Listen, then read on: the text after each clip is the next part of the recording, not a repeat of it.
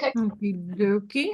I will get started then. I'm actually gonna go camera off while I share my screen to focus on the presentation, but I'll go camera on again uh, for the question and answer.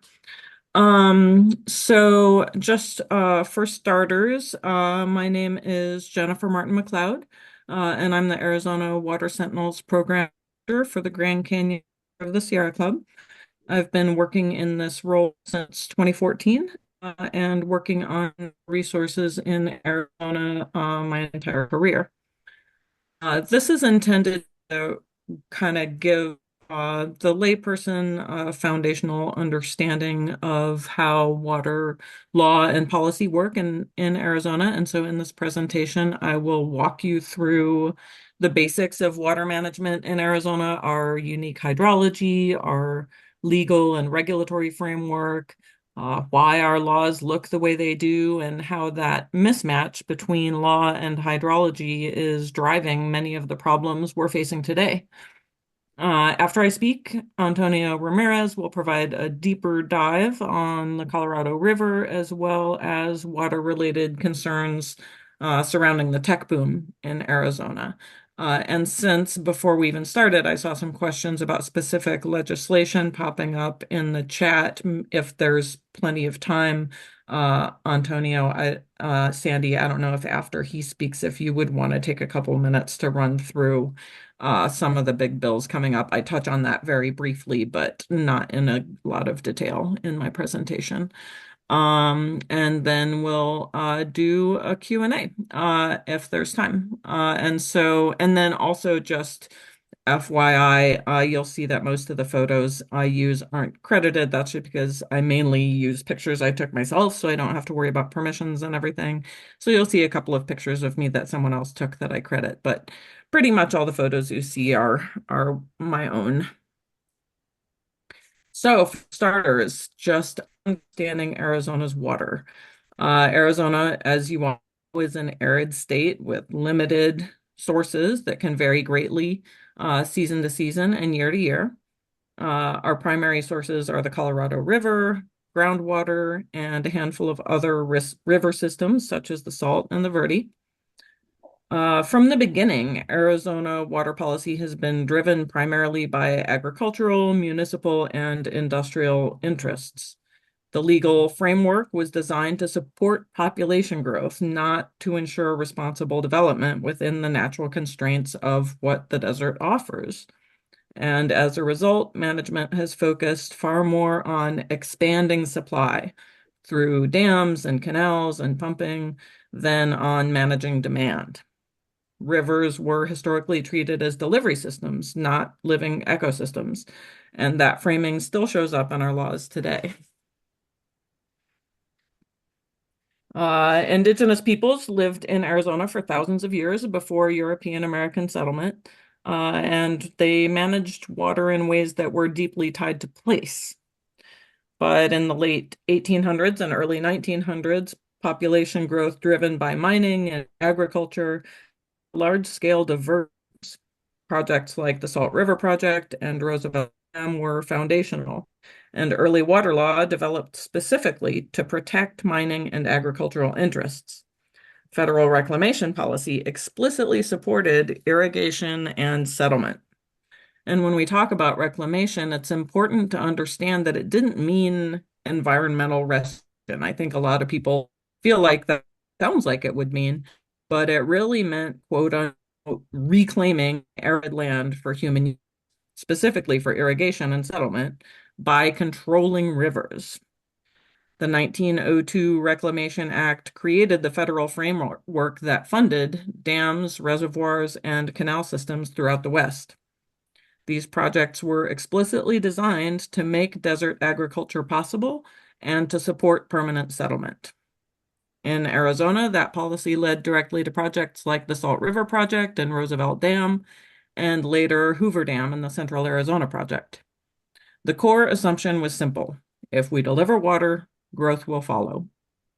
There was no requirement to protect rivers as ecosystems, no obligation to limit use, and no just or meaningful recognition of indigenous rights at the time of the Reclamation Act. Rivers were treated as raw materials for economic development, period. That mindset shaped our water laws, rewarding diversion and use, defining beneficial use in pure economic terms, and leaving water in rivers legally invisible. Much of what we're grappling with today is the legacy of those priorities. When Arizona law talks about surface water, it means rivers, streams, lakes, and something called subflow, which is water flowing through the saturated sand, gravel, and floodplain adjacent to or under the riverbed. Groundwater is water stored underground in aquifers, either in sand and gravel deposits or fractured rock. Groundwater feeds springs that form rivers, yet legally, surface water and groundwater are treated as completely separate systems. And this is one of the biggest failures of Arizona water law. Surface water is tightly regulated under prior appropriation, while groundwater can often be pumped with far fewer limits or even none at all. Hydrologically, that distinction makes no sense. In many places, groundwater pumping pulls water directly from rivers, springs, and other riparian areas. It's the same water, just accessed differently. But because the law treats them separately, groundwater can be pumped even when rivers are overallocated to the point of drying up. And this is one of the primary drivers of the decline of riparian systems across Arizona. Surface water is or rather strictly regulated statewide under the doctrine of prior appropriation. These are enforceable property-like rights. It's a system where water rights are established by diverting water and putting it to a legally recognized beneficial use. Whoever uses the water first has the most senior claim, and during shortages, senior users are satisfied before junior users receive anything. The rights are quantified, enforceable, and transferable. But they also come with a use it or lose it rule. If you don't use your water, you risk losing the right. That creates a destructive incentive. The law discourages conservation and penalizes leaving water in rivers, even when that would benefit ecosystems and communities. Prior appropriation was designed to support ongoing growth and development and protect the interests of those already there, not to encourage sustainability. And while it fit some short-sighted priorities in the past, today it locks us into patterns of overuse that are increasingly incompatible with climate change and hydrologic reality. To maintain a surface water right, the water must be used for a recognized beneficial use. In Arizona, those uses are economically driven: agriculture, municipal supply, and industrial uses like mining, manufacturing, and power generation. What's missing here is just as important as what's included. Water left in rivers for ecosystem health is not recognized as a beneficial use under Arizona law. Flowing rivers support wildlife, communities, and economies, but water for ecological function is neither quantified nor legally protected. Historically, the law never required us to ask how much water rivers actually need to survive, and so we didn't. We can look around the state and see the results of this neglect. Arizona has lost between 90 and 95% of its riparian systems in the last 100 years. Unlike surface water, groundwater is largely unregulated across much of Arizona, and groundwater use is permitted rather than owned as a right. It is governed by the Groundwater Management Act. The Groundwater Management Act of 1980 was a landmark law, and it was born out of crisis. By the 1970s, groundwater levels in Arizona's major urban areas were in a free fall. Land was sinking, wells were going dry, and cities feared they would lose access to future growth. Congress had also made it clear that Arizona would not receive Colorado River water through the Central Arizona Project unless the state could demonstrate credible groundwater management. The solution was the Groundwater Management Act. Rather than regulating groundwater statewide, it created active management areas, or AMAs, where pumping could be permitted, monitored, and managed. The law introduced conservation requirements and the Assured Water Supply Program, requiring a 100-year supply for new developments. Most AMAs had a long-term goal of achieving safe yield by 2025, meaning groundwater withdrawals would not exceed recharge or water coming back into the aquifer. That goal was not met, and it was never applied statewide. That may be because the law also reflected political compromises. Large existing users were granted perpetual grandfathered pumping rights, meaning much of the use that got us into the mess in the first place was allowed to continue. Some types of development, such as rental housing, were exempt. Outside of AMAs, groundwater regulation is minimal. Wells must be registered, but no permit is required to pump. There are no volume limits, and use is governed by a vague, reasonable, and beneficial use doctrine, which is rarely enforced. This means groundwater can be extracted with very few constraints. The Groundwater Management Act slowed the free-for-all, but it never put Arizona on a path to sustainability. It was designed to manage growth to protect economic interests, not to center management decisions around sustainability and ecosystem health. And in a hotter, drier future with a shrinking Colorado River, its limits are becoming increasingly clear. The legislative approach in recent years, now that some of the triggers for restraint within the act are finally kicking in and some areas are having trouble obtaining certificates to fuel more growth, has been to create workarounds and undercut provisions of the act. Arizona Water Management is split primarily between two agencies. ADWR handles water quantity by issuing permits, managing surface water rights, regulating groundwater in AMAs, and monitoring groundwater levels. ADEQ handles water quality by setting standards, issuing discharge and injection permits, overseeing water treatment, and protecting public health drinking water standards. Directors are gubernatorially appointed, and the manner in which they fulfill their mandates shifts with political winds. They are chronically, woefully underfunded and endlessly hampered by the requirement that no environmental regulation in Arizona may be more restrictive than federal regulation. Today, we're facing overlapping crises: ongoing groundwater depletion, loss of riparian ecosystems, Colorado River shortages, climate change, rapid population growth, a booming tech sector, and emerging contaminants like PFAS and pharmaceuticals. These challenges are interacting with a legal framework that was not designed to handle them. In fact, since it was designed to encourage industry and population growth, our regulatory framework is primed for overuse with little regard for future consequences. This session, we're seeing proposals related to groundwater and stormwater management, preparation for Colorado River litigation, and continuing interest in allowing the transportation of water. These discussions are happening without addressing the underlying structural problems in our water laws or hydrologic realities in our state. Arizona water law manages groundwater and surface water separately, allows overuse through grandfathered rights and exempt uses, undervalues flowing rivers, and incentivizes unsustainable use through loopholes, exemptions, and use it or lose it rules. These are policy choices, and they can be changed. To move towards sustainability, Arizona needs to legally connect surface water and groundwater, recognize water for nature as a beneficial use, and quantify what rivers actually need. We also need to close rural groundwater loopholes, reform perpetual grandfathered pumping, strengthen enforcement, plan explicitly for climate change, and shift from seeking solutions in supply expansion to exploring demand management. This slide is, here's a reference. I won't read it, but these terms come up constantly in Arizona water conversations, and understanding them helps demystify what can otherwise feel very technical. One of the barriers to public participation in water decisions is simply understanding the language.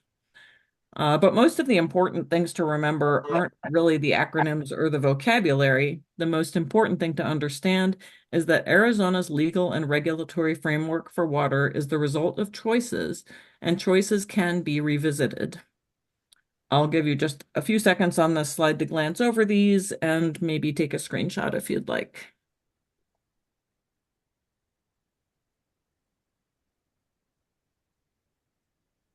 Hopefully you all had a chance to grab that as a screenshot if you want to, and feel free to reach out for this presentation afterwards if you were not able to. But in summary, Arizona's water is scarce and legally complex. Our two core legal frameworks, prior appropriation and the Groundwater Management Act, don't reflect hydrologic reality and weren't designed for environmental sustainability or ecosystem health. The surface water-groundwater disconnect is a major flaw. Water for nature lacks legal protection, and too many regulatory loopholes remain. Understanding this is the first step toward fixing it. So that's all I have. Here's my contact info. And for the moment, I'll turn it over to Antonio for his presentation. After that, hopefully there will be a little bit of time for Sandy to talk about upcoming bills if she'd like to do so, and if folks have questions. And then we can probably all three field any other questions that you may have with the time that remains. With that, I'll stop sharing so that Antonio, you can share yours. Okay, great. So,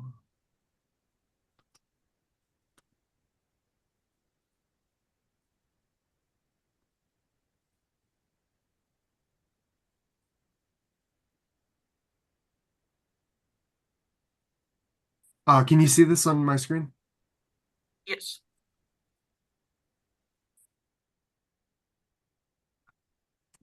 All right. I'm gonna turn the heater on my house off real quick. I'll be right back. A tornado flew around my room before you came. Excuse the mess it made. It usually doesn't rain in Southern California, much like Arizona. My eyes don't shed tears, but body pour when I'm thinking about you. Oh, no, no, no. I've been thinking about you. You know. Does anyone know the song? I've been thinking about you. Do you think about me still? Can't say I do. Do you, or do you not think so far ahead? Sorry, did anybody know that song? Frank Ocean. There we go. Yes. Thank you for that. So Yate She'e Antonio Ramirez. I am the Political and Policy Director for Rural Arizona Engagement. And I'm going to turn my screen off just so I can also focus on my presentation.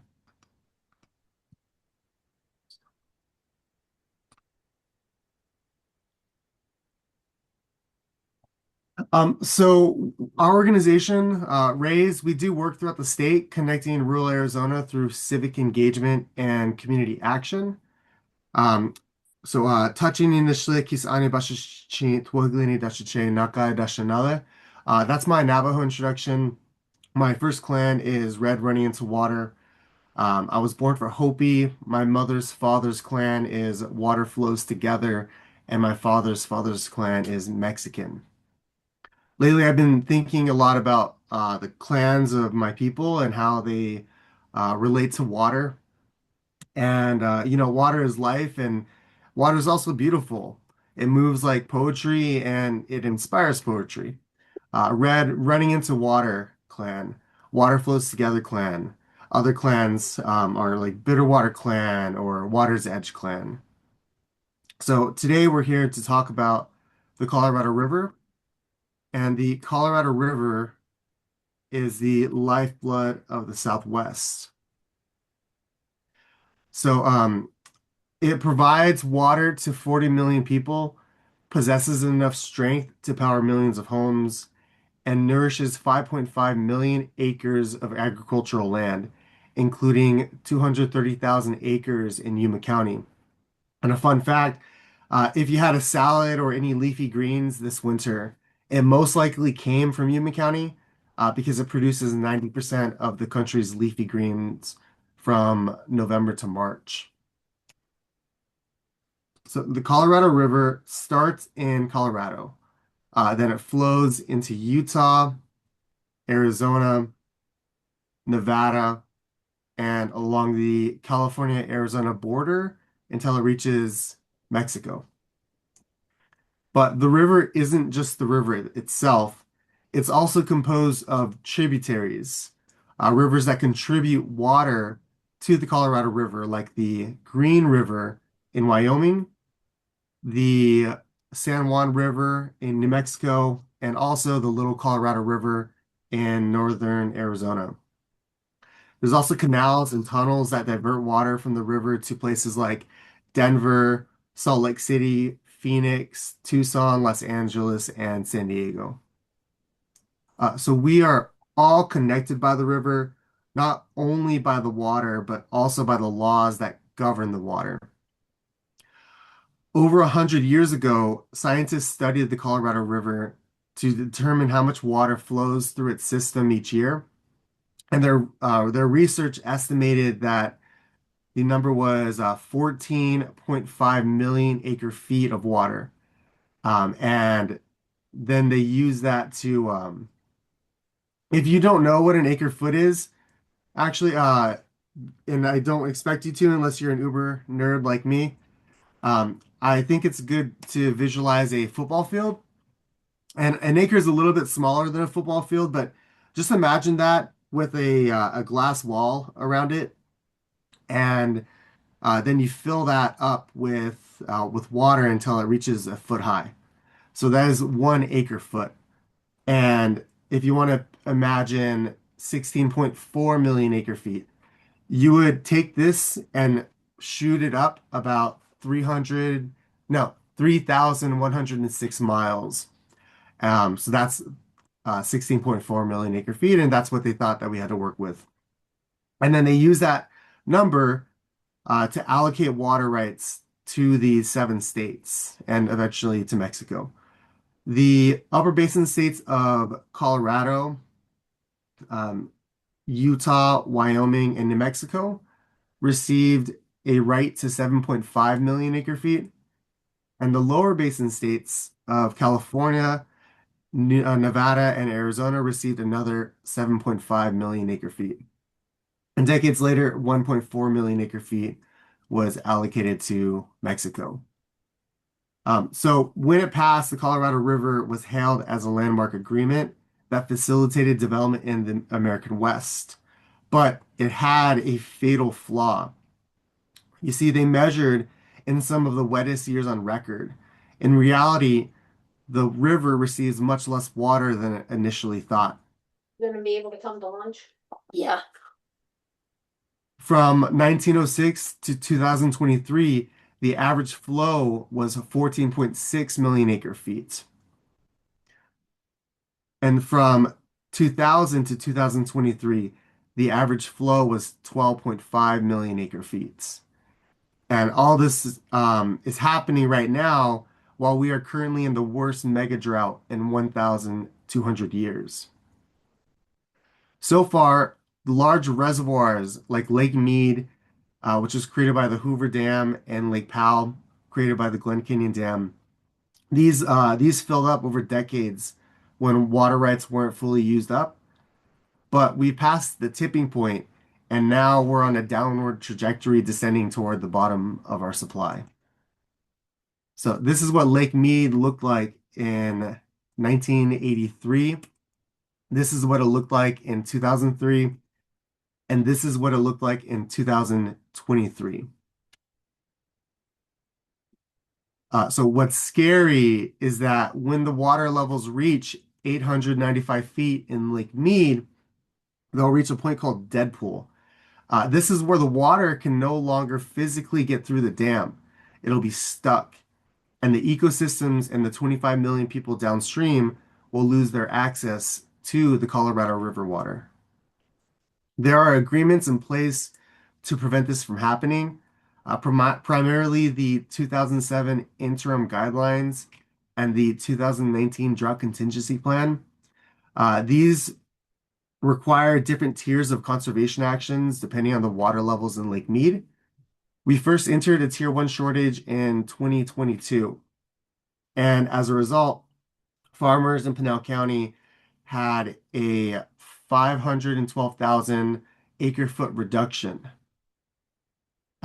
Many farmers were forced to either shut their businesses down or to depend on groundwater to continue their farm operations.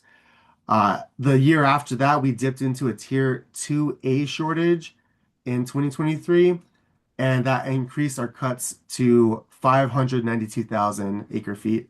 But in the years since, we've been moved back to a Tier 1 shortage. If the water continues to drop, we would go back to a Tier 2A shortage, then a Tier 2B shortage, and then a Tier 3 shortage. And there are no plans beyond the Tier 3 shortage. So they just haven't, they were never able to figure that out. This year is insanely important because all of the conservation agreements we have in place expire, and we need new agreements in place by October 1st. This requires all 7 Colorado River states to come together and figure out an agreement, or the federal government will need to intervene. And this is all happening right now, actually. Tomorrow, Governor Hobbs and the governors from all the other 6 states are supposed to be in Washington, D.C. to meet with the Secretary of Interior to hash things out. And the current deadline for some agreement to manifest itself is February 14th. So I've been seeing a lot of the challenges, but not all is hopeless. There are a few things we can do.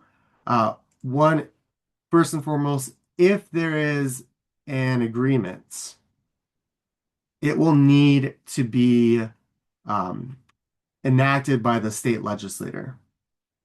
So that in and of itself is a feat, but that's something that I think the more we can tell people about the situation, hopefully people can put the partisanship aside and take action.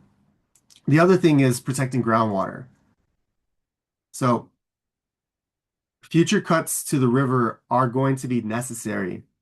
And without access to the Colorado River water, we are going to become more dependent on groundwater.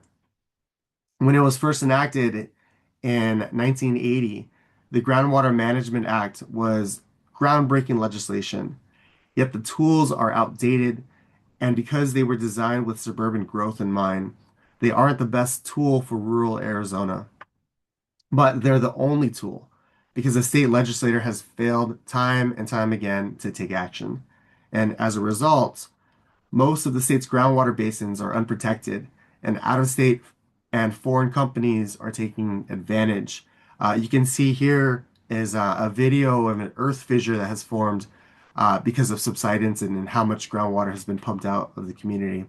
There's a place called Winden where their town is literally sinking about 3 inches a year because of how much groundwater is being pumped out. Another thing that we can do is we can recognize the champions that we have on water. So Governor Hobbs took historic action to protect rural Arizona groundwater because under the Groundwater Management Act, she has the ability to designate a basin as an active management area, which is also known as an AMA. This gives the basin the ability to regulate groundwater, and I'm sure Jennifer could talk about this in more detail. But many former governors they haven't taken this action, and Governor Hobbs, I believe, is one of the first, or if not the first, to designate AMAs for the Wilcox groundwater basin and the Rene Gross Plain groundwater basin. And as I said, an AMA is not the best tool for rural Arizona, but it's the only tool. Another champion we have is Attorney General Chris Mays, who filed public nuisance lawsuits against companies for using too much groundwater in the basins. And this is a unique, creative approach that hasn't been tried before. And just a few weeks ago, she won a $200 million precedent-setting settlement against a dairy conglomerate in Cochise County. Another thing we can do is we confront new demands. So data centers and semiconductor manufacturing create a new demand for water at a time when we're already confronting a dwindling supply. Oftentimes, proponents of these industries, they compare their usage to agriculture and argue that agriculture uses significantly more water. That's true as it currently is, but we don't eat data. We don't eat semiconductors. We eat crops. We eat the animals that eat the crops. And there's already not enough water to go around as there is. Um, at, at the local level, the economic incentives are difficult for some elected officials to pass up. And so if you're in a situation where you're confronted with this interest in data centers and they're moving forward with it, there's a few things that you can push for. Something that we're looking at is pushing for zoning reform so that these data centers can't just come in by right. They have to go through a zoning process. Another thing is requiring them to use water recycling if they do end up using water, or preferably to use air cooling technology um, that is powered by renewable energy. Because if air cooling technology uses less water, but it uses significantly more energy. And if you're using natural gas or coal to create that energy, you're using a significant amount of water. And another really big piece is having greater transparency and pushing for that. Data centers are notorious for utilizing non-disclosure agreements to hide their true environmental impacts. At the state level, a bill that actually may have some bipartisan support is to end the data center tax credit. Data centers don't have to pay the cost for new equipment. This is an effort that, like I said, has some bipartisan support, and there's actually a few bills, including one that's sponsored by a Republican. And then last option I think is oh, I forgot to put this slide. Advanced water purification. So one of the most promising solutions that we have available is AWP. This is a process where we take sewage water and treat it to drinking water standards. Cities like Phoenix, Tucson, and Scottsdale are already in the process to build their first advanced water purification systems in the state. And there's bipartisan legislation in Congress to continue the water recycling and grant program that was established by the bipartisan infrastructure law for another 5 years. So supporting that legislation could be helpful. All right. So I started this presentation by playing a song called Thinking About You by Frank Ocean. And something I love about music is that it can penetrate the soul in a way that words alone cannot. And so as I conclude this presentation, I want to point out a few lyrics. It usually doesn't rain in Southern California, much like Arizona. So it usually doesn't rain in Southern California, much like Arizona. Then he goes on to say, I've been thinking about you, no, no, no. I've been thinking about you. Do you think about me still? Do you? Or do you not think so far ahead? Cause I've been thinking about forever. Ooh. so do you not think so far ahead because I've been thinking about forever.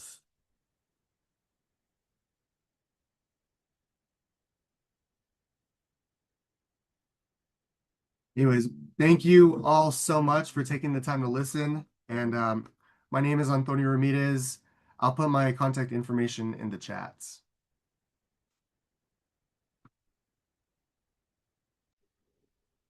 Thanks so much, Antonio and Jennifer. Great presentations, and love the music sharing as well. As one of those people who has never been hip, I always appreciate when people share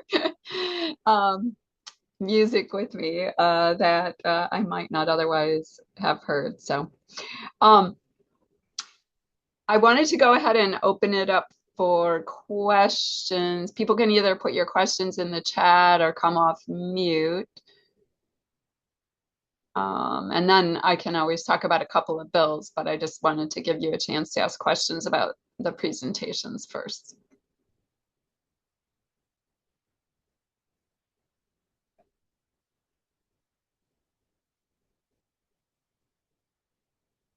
And if everyone didn't see it in the chat, it's Thinking About You by Frank Ocean, the song. There we go. Oh, I have a question. This is Horace Schmidt. Jennifer, you mentioned something about gas plants needing water. I think most people aren't aware of how they run their systems, and if you have some ideas of how they use water and how much water they use, say as a percentage of say what a data center uses, for example. That's a great question. Sandy, if you're down, I'll punt it to you because I think you probably know a lot more about gas plants than I do. I don't know the percentage related to data centers, but I did just get some slides that compare data centers to like grocery stores and things like that. Let me see if I can find that slide about water. But as far as gas plants, they don't use quite as much water as a coal plant, but they still use, and they don't have quite the footprint as far as polluting the water, because when you have coal plants, you have coal ash, and they have these ponds for that coal ash, and a lot of those coal ash ponds have polluted water around the country, including here in Arizona. But they still use water, and it depends on the type of gas plant. But if they are burning gas to heat water, to create steam, to turn the turbines, then that's one way they use water. But usually the biggest water use, both for data centers and for gas plants, is for cooling. So yeah, hopefully that answers your question. And then actually the comparison I have is on energy use, not water. But I thought this was interesting. A typical large grocery store uses 1 megawatt of energy, and that's less than 1% of a typical single data center. So that's energy use.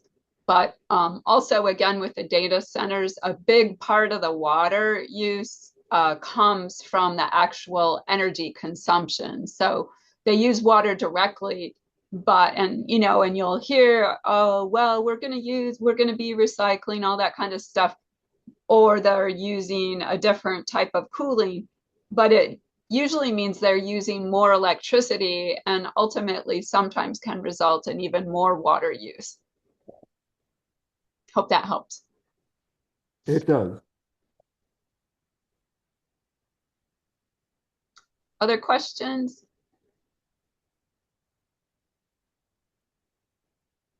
Might see if I can share a few of the bills. If I thought I opened it. Oh, here it is. Okay.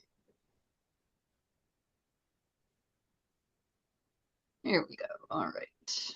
I will share this real quick so you can just see a few of the bills. Well, we're going to be updating this just a little bit more because a bunch of bills just dropped. And so keeping up with all the bills is a challenge, but hopefully, can you all see that? It says, please support these bills. Yeah, okay.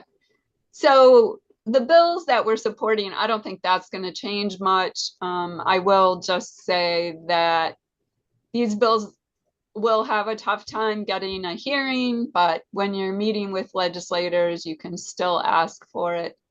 The first one basically says that the Department of Water Resources has to make conserving and maintaining aquifers, no matter where they are in the state, a priority. And this, is both good from an environmental perspective, but also for consumers, because as you heard, there's basically a free-for-all for groundwater pumping outside of these active management areas where there are some limits.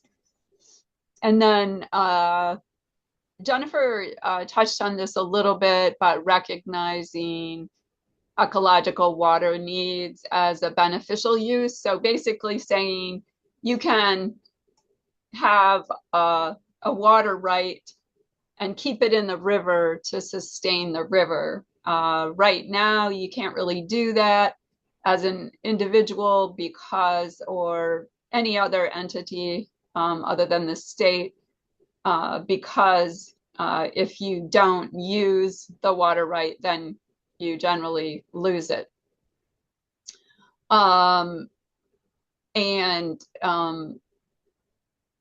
The next one, 2358, basically we have a water quality program in Arizona that is supposed to augment gaps in the Clean Water Act, but doesn't really.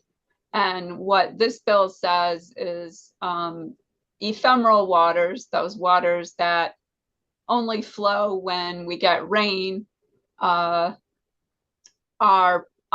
protected under this program.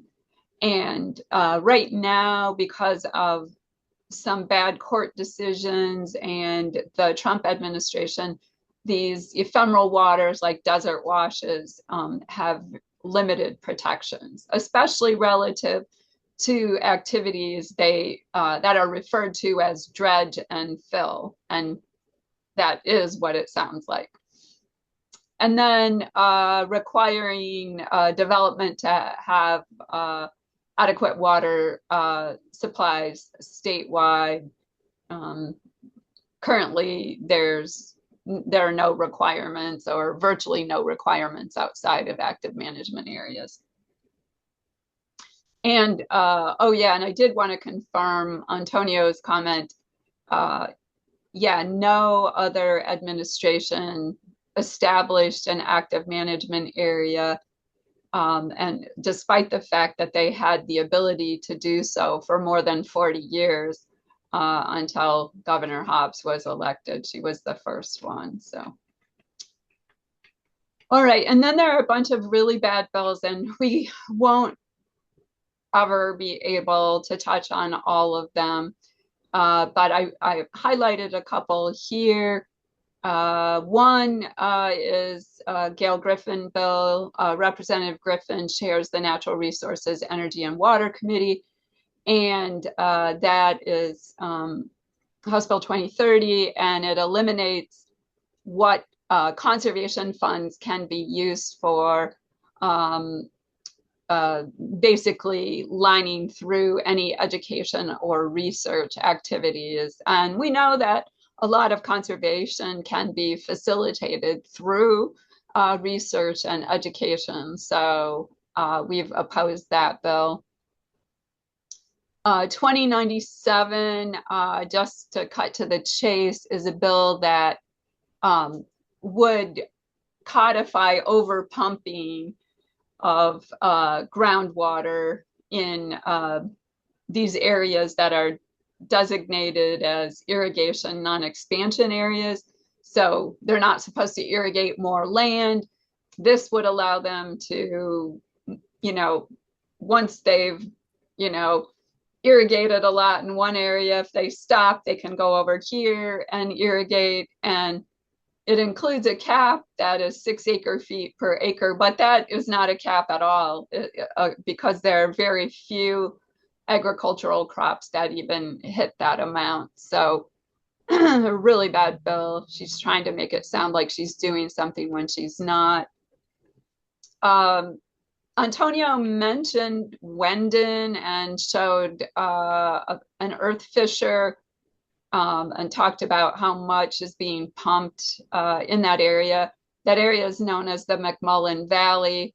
And what Representative Griffin is trying to do there is allow for private water companies to import water from that basin into the Phoenix Active Management Area. And the land that they want to use for pumping is owned by a New York hedge fund. It's called Water Asset Management. Remember that name. A lot of people refer to it as WAM, but they are gaining a lot more control over our water in Arizona. They are hedging on our water problems just to make money. The people in La Paz County are very concerned about this and spoke up strongly against it the other day in committee, as did we and Rural Arizona Action. And so I just wanted to point out that in solidarity with rural Arizona, we should be objecting to that bill. And then 1176 is a bill that basically allows someone to take ownership of stormwater and get replenishment credits for it. And it is diverting water that would probably otherwise go to recharge and washes and go into rivers and streams. And so we are also concerned about the implications of that bill. Those are just a few. Jana asked about a rural groundwater protection bill. That bill hasn't yet been introduced. Actually, Representative Mathis may have dropped a version of it, but I haven't had a chance to add it. But I would say that, you know, that bill is a compromise. And last year we were trying to get it strengthened, but even the compromise, the majority would not hear it in committee. But the idea behind it is to allow for protection of groundwater beyond the current active management areas and use a little bit different mechanism for conserving groundwater in those areas. So that's kind of a snapshot. On Colorado River, there's really nothing to help the river. You don't hear them talk about the health of the river or even very much what dead pool at Glen Canyon would mean, Lake Powell. That would severely hurt the Colorado River through Grand Canyon. From an ecological perspective, the farther down the river the water gets, the better. And so I feel like we all should be advocating for Mexico to get the maximum amount of water because that will get the water as far as possible. But the lower basin and upper basin are fighting, and the only bill I've seen so far on Colorado River allocates $1 million for litigation. So that's kind of where we are. I'll stop and see if folks have any other questions. Oh, and I can stop sharing too. There we go. And we'll have handouts with info on the water bills too. I actually have a question about AI. What do you guys do to like try not to use it? I just try not to use Google much, but I don't know if there's more I can do. Yeah, same here. I don't use any kind of AI to assist with writing or anything like that. Um, it's hard. You're right. It's hard to avoid it. You can adjust settings in your browser to minimize the use of AI, but it seems to always creep back, from what I can tell. Oh, I didn't know that because I looked into Google to turn it off and I didn't see an option. But okay. But I didn't mention the data center bills, but there are about a half a dozen data center bills. Most of them are geared toward limiting the tax, getting rid of the tax breaks that they get. But there are a couple of bills that also seek to limit water use as well. And some cities are increasing the requirements relative to water from at least requiring the data, anything that uses above a certain amount of water has to go to the full city council. That's a Tucson provision. So I think there are some steps in the right direction on that. Felt like there was one other thing I was going to say about the water and data centers. Oh yeah, and Senator Kuby introduced a bill for us that says, and this doesn't just deal with data centers, but they were what we had in mind with the bill. It says that the state or any cities or counties or subdivisions of the state cannot hide information about water use, air pollution, waste, etc., in a non-disclosure agreement with a private entity. So that will be beneficial whether you're talking about data centers or, mines or other entities.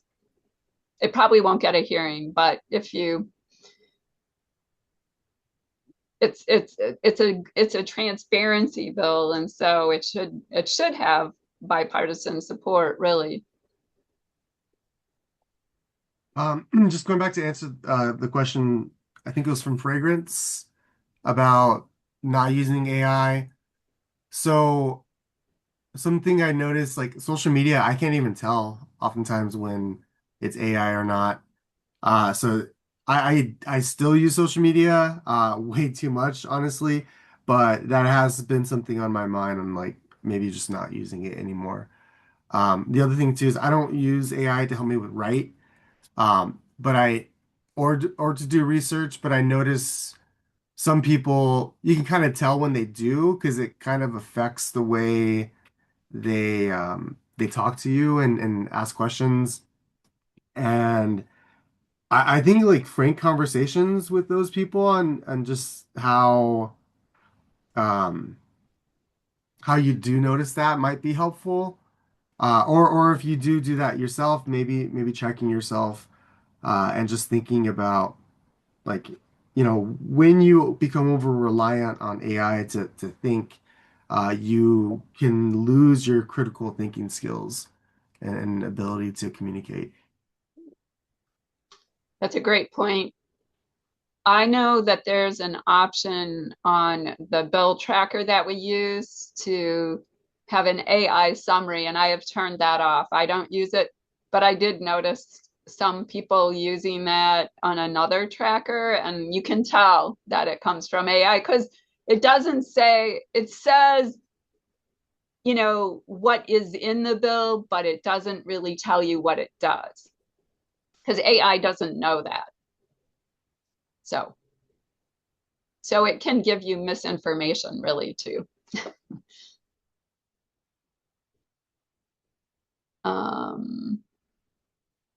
Oh yeah, and yeah, MJ, thanks. Yeah, they are the data centers, yeah, they get big tax breaks. Last year it was 38 million in tax breaks that, could have helped our schools or our air or water or whatever. So it's 38 million. And then they don't, I mean, considering that we are water limited. Our water is super cheap. They don't have to worry about paying a bunch for water. And at least so far, they haven't had to pay a lot of extra for electricity, although there are some moves afoot for changing that. And most government, counties, cities don't really have good protections in place. So when a data center comes to the city, as long as they have their zoning, we, the people, may not even know about it until it's half built. I know that happened to me in Phoenix because I was like, what are they building over there? And then I'm like, oh, it was a data center. This was a few years ago. And I heard today from APS of all sources that Phoenix is scheduled to be the number one for data centers in the coming years. So this is really interesting on how water is such a bipartisan issue. If you look at Mojave County, this is one of the reddest counties in the state.